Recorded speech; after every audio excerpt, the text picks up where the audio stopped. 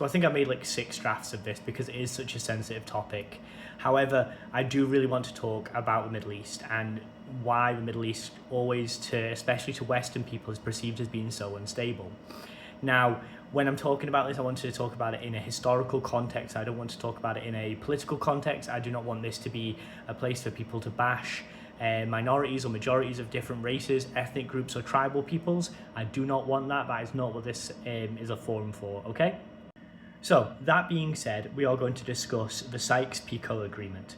Now, in 1916, Sykes and Picot divided up the failing Ottoman Empire into different zones between France and Britain. The borders that they drew were not based on tribal, ethnic, or religious lines. These borders reflected trade routes, they reflected spheres of influence, and resources. After the war, these borders shaped the new states such as Iraq, Lebanon, Syria under European mandates.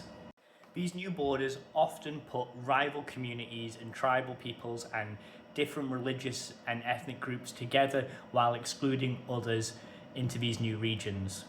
A lot of historians look back and say that this helped cement instability in the region on purpose. However, I'm not sure if that's the case. I think it was just more of a case of Britain wants this part of land, France wants this part of land, and to hell with the people who live there. Other historians have pointed out that regional wars and later political and foreign intervention did play a part in the instability in the region.